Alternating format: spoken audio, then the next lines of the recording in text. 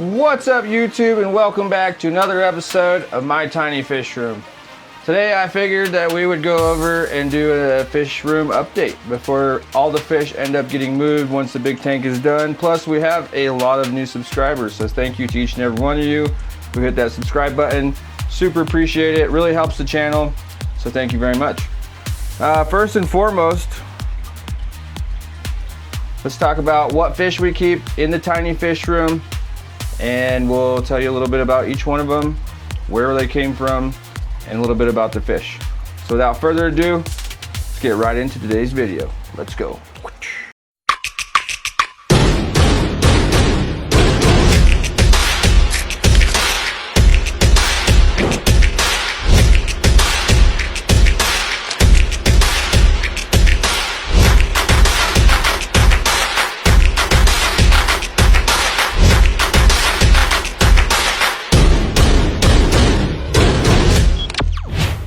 All right, first off, as you walk into my fish room, the first tank you're going to encounter is Frank the Tank.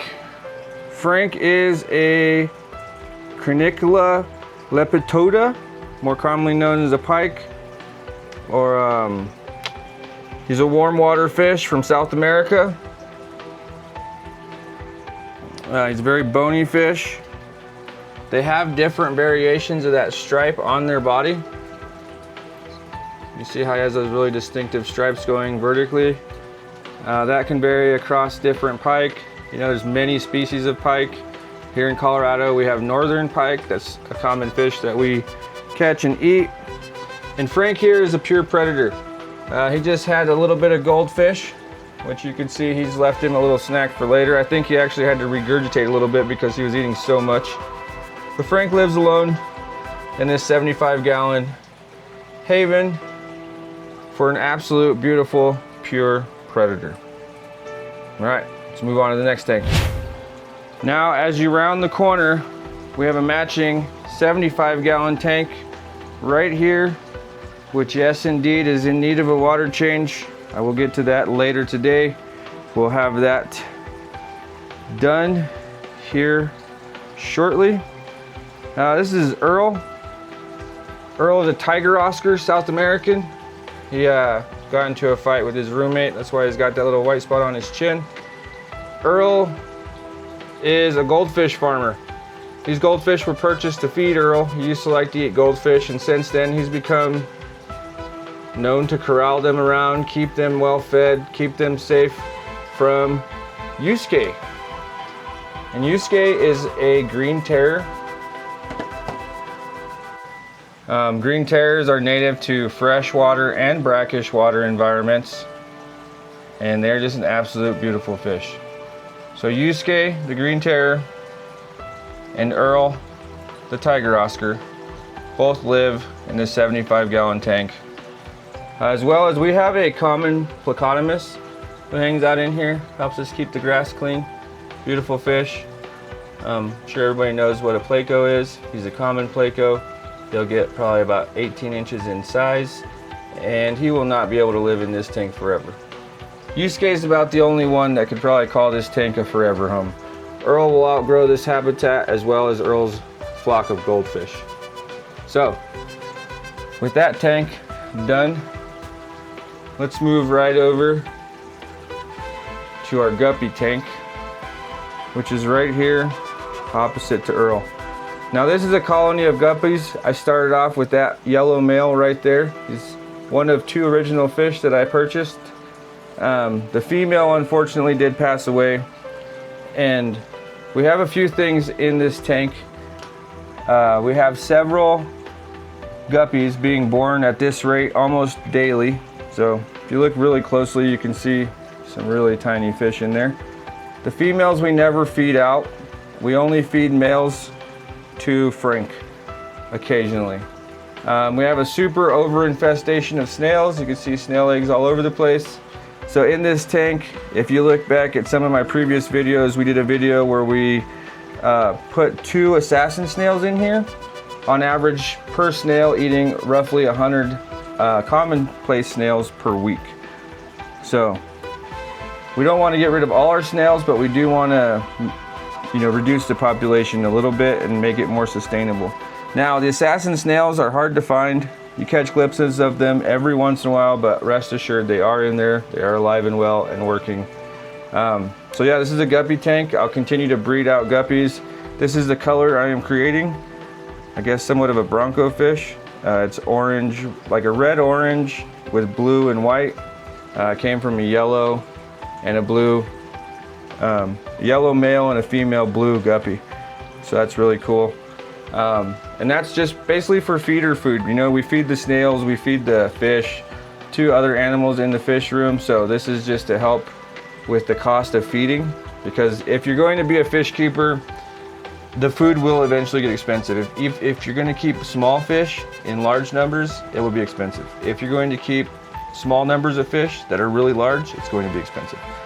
So just know that your fish consume a lot of food.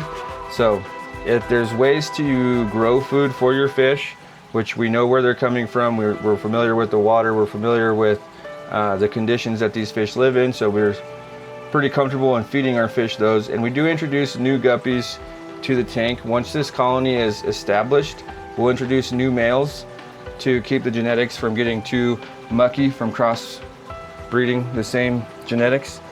But now moving over here, this is one of my favorite tanks. A lot of pride and joy in this tank, and I don't know why, but it's right next to the window and it does amazing.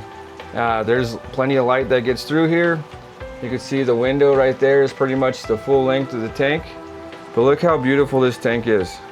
I don't do water changes maybe once a month on this tank. This tank performs wonderfully. And we are growing out a bunch of excess foliage in this tank because we plan on making a couple videos, and we're gonna try our hand at aquascaping. You know what I mean? Making a more, I don't know, more cohesive environment for the fish rather than just something pretty that I enjoy looking at. Overall goal is the health and life of the fish, right? So in this tank right here, we have a variety of fish, starting with Ninja, who is a samurai male betta fish. And oddly enough, for a betta, he's very, very, very social. He enjoys being in a tank with other fish. He does not like to be by himself. He gets depressed and bummed out. Hence why he got moved in this tank. My son, this was his fish, and he just never spent any time in his room, so the fish was kind of lonely. So we moved him down into the fish room to hang out with everybody else. We have some Cory catfish in here. And I think there's 5 or 6 Cory catfish in here. I'm not 100%, but you can see several of them spread out throughout the tank. Also in here, you can see them right there in the center of the frame. There's a little tiny pea puffer that is helping us mitigate our snail problem in this tank. Also in this tank, he is currently hiding. He does not want to come out and play, but we have some African frogs. There you go, you can see him wiggling his butt a little bit. And let's see, what else do we have in here? Oh, there's one of our assassin snails. And what else? We do have a clown placo in here, which he obviously is not coming out. And there's Ninja playing around in the moss. And then we also have a albino bristlenose placo in here too, almost full grown. And this tank, as well as this tank, are 40-gallon tanks. These two tanks behind me with Earl and Frank are 75-gallon tanks. And so let's move right along into our last tank that we're going to show today. And that's going to be the 125-gallon tank. And first off, I'll start off by saying the stand and everything was a DIY project that me and my son did together. You know, you want to make it sturdy for comfort and your own self peace of mind, you know what I mean? But you don't want to go overboard to the point where you're wasting so much money that the tank could hold a tank. I mean, the stand can hold a legitimate tank with a turret, you know what I mean, rather than a fish tank. So this is what I came up with. It's a 2x4 structure with 4x4 legs The whole thing is supported just like that up here with double cross members, because I might add some shelving in there and turn that space into a cabinet. So in here, right here, first fish I'd like to show you guys is my German blue ram. This is a tiny cichlid. This is the first fish I ever purchased as a fish keeper, oddly enough. And he was originally in a 10 gallon, then a 20 gallon, and then a 40 gallon. Then he got moved in here with these guys when these guys were all about his size. So yeah, that right there is, his name is Red Eye. He's one of our favorite fish. How he manages to survive with all these huge ass cichlids, I have no idea. But moving right along, we have right here a firemouth cichlid. And I don't recall if they're South American or African. We have such a variety in here. Now, right next to him in the gray and the blue teal face is a Jack Dempsey commonplace. Then we have a blood red parrot right there. We have another baby, well, he's not a baby anymore, but another small firemouth right there. Moving right here, we have Big O Shirley. She's another South American tiger Oscar. She is just white, and she's a little mad right now because she's hungry. And then up here, since he came right into view, there's one of our peacock bass. This is one of our OB peacock bass. What you just said is one of the most insanely idiotic things I have ever heard. At no point in your rambling, incoherent response were you even close to anything that could be considered a rational thought. Everyone in this room is now dumber for having listened to it. This guy right here is a Livingstone. Beautiful fish. He'll look a lot different once he's full grown. They kind of turn to a bluish color. This is the Placo that's in Earl's tank. This is his twin brother. They came from the same batch. He just ended up in the 125. Who else do I have in here? Okay, here comes Big Texas. This is our Texas cichlid right there, the blue one, looking right at us, looking like a grid, almost like some kind of camo pattern on him. He's freaking beautiful. Up here is another one of our OB peacocks. Just beautiful orange and black, super pretty fish. Moving right along. Right here, the blue fish that you see with the orange tip in the center of the frame, that's a blue acara. And right behind the blue acara, that kind of brownish fish coming towards us, that's a geophagus. Beautiful fish. Now right here, we have a variety of convex cichlids. We have like the OG convex right there. And then this is some kind of weird hybrid, which I went to Petco one day and these fish were inside of a tank and they looked like they had been getting chewed up by something. And I couldn't help myself. I thought I could rescue the fish. So naturally I bought them and brought them home. And you can see there's some of them back there. There's 3 or 4 of them back there. I think there's a total of 5 or 6.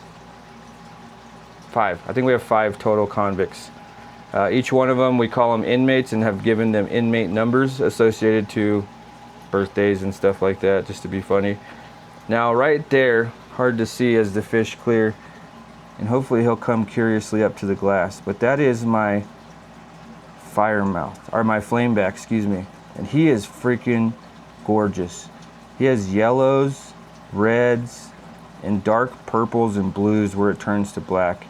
And he's just an absolutely amazing fish. And he's being shy for some reason, doesn't want to come up to the front of the glass. Now, next fish we have is, there's the little guy, and there's the big guy. This is Plato, my first common Placo, and he's growing well. He likes to be hand fed. He'll come up to the top of the tank. Just absolutely fun fish to have. This is another peacock I have, and if you notice, he has a yellow dorsal fin on the tip, where my other ones, like the guy in the background behind him, have a blue. And then down here we have a couple of the albino Chinese algae eaters. There's one right there, and there's also one on the log right there, just turned around.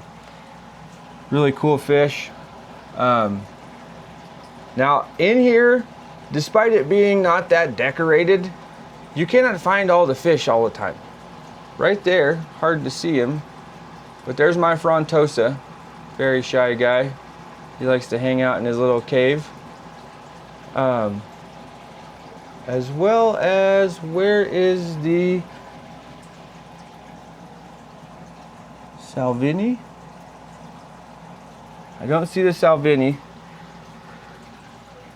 There is a beautiful male Salvini in this tank somewhere.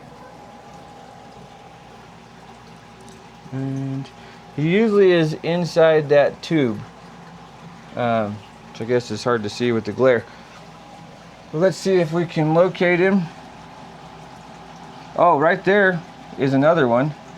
It's gonna be super hard to see. You see him moving slightly, but there's a rhino placo right there named Paul, just underneath that log. And there's Shirley. Of course, she wants to come get in the camera. And the Salvini, I'm so dumbfounded that the Salvini is this good at hiding sometimes. And I always feel like, oh man, the Salvini's, you know, dead or missing. And I'll be in here hours later and I'll find him.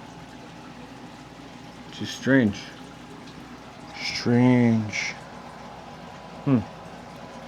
Anyways, the Salvini is super colorful as well. A lot of vibrant yellows and reds on that fish. Is he hiding back here in the corner? There's an electric yellow peacock right down there. Then we have a regular yellow right there. It's blowing my mind. These Salvinis are really good at hiding. Dun, dun, dun, dun, dun, dun. Okay. Well, our Salvini is probably right underneath the tube and right above our fish right there. So yeah, that's our fish room in a nutshell. I honestly don't even know how many fish are actually in the 125 anymore. I know the species. I've just never took the time to count them. I don't think the tank is overpopulated by any means. There's plenty of room for the fish to find a spot to call their own, and they will do that. And they do tend to bite here and there. You know what I mean? They nibble at each other. They get frustrated with one another, just like anybody would spending that much time. But let's see. Let's throw a little bit of fish flake in there and see if we can't draw out those fish that we couldn't find. Let's see if the Salvini wants something to eat. Okay, so our flameback decided to come out. He wanted to get something to eat. He came front and center.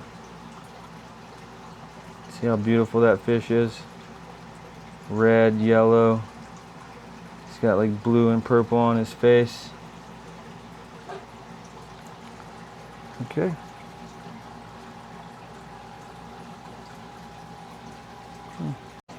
All right, guys, there it is. The very elusive Salvini fish sticking his face out of the tube to eat whatever comes by. He's super skittish, so he's being really funny. Oh, look who decided to come out for a snack. Our Frontosa's right here grabbing a munch. Oh, is the Salvini gonna pop out? I don't think so. But there you have it, guys. That's my tiny fish room as it stands right now.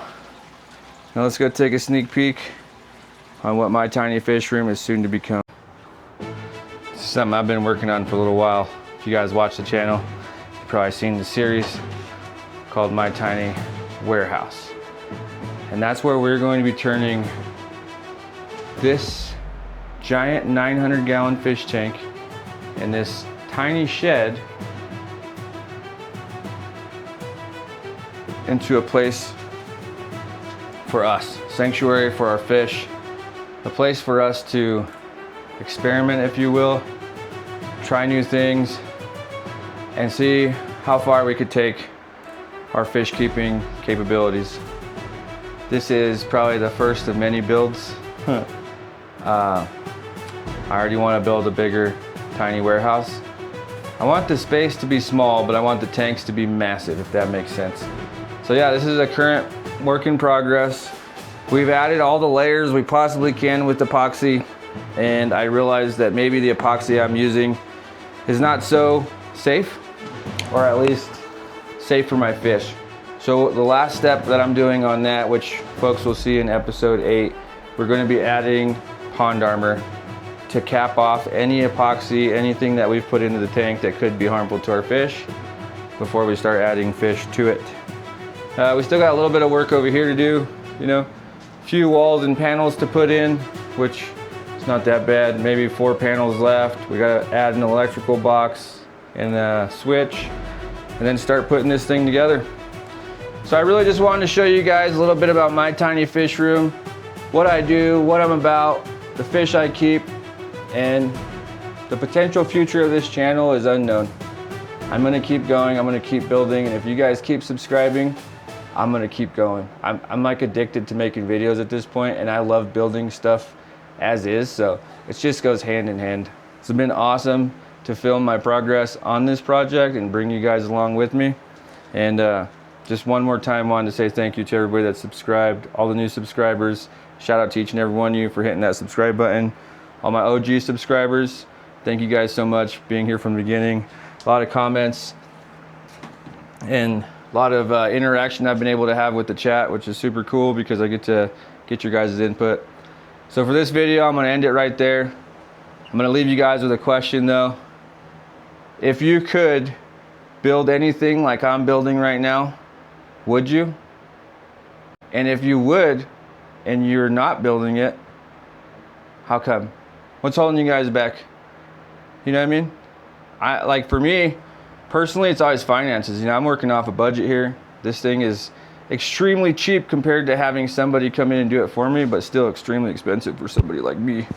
So yeah, throw me a comment in the chat. Let me know what you guys are working on at home, or what's preventing you from working on stuff at home. You know what I mean?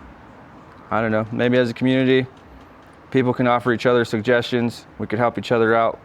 Even though that we're across ponds, you know, some folks watch from the Philippines, some folks watch from the UK, from Australia, and quite a variety of countries are tuning in. So let's make the world a little bit better place. Let's work together. Let's figure out how to make our projects successful and enjoyable, because that's all this is, man. This is pure entertainment for you guys and for me.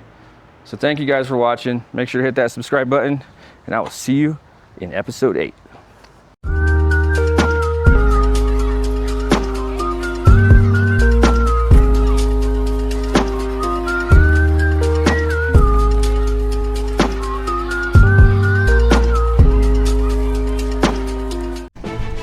As always, thanks for watching, guys. YouTube thinks you might like this video right here. Make sure to like, share, and subscribe, and we'll see you on the next one. Peace out.